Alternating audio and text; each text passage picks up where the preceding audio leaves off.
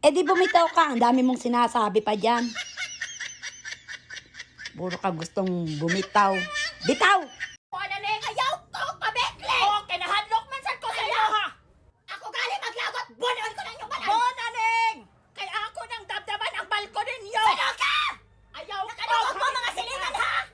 Iya daw, sanugon akong balko! Kaya wasa na sila nakadungog na imuhang bono na mo ang balay! Ako ginapon! Otro hapono! Unabono! Saluanan!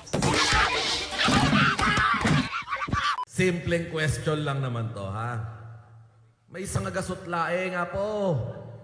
Kasi itong pondo ko nito hanggang Mayo pa po. Baka maubusin. May isang agasot po. Ano ang pagkakaiba ng isang magnanakaw at ng isang politiko? Ang magnanakaw po, sir, magnakaw muna bago tumakbo. Ang politiko po, tatakbo muna bago magnakaw.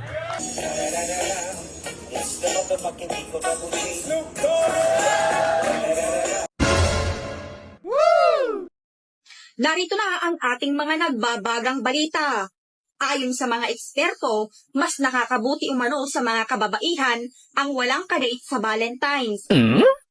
Sa kadahilanang sa araw ng mga puso ay marami ang putukan na siyang nagdudulot ng paglaki ng tiyan ng 9 na buwan.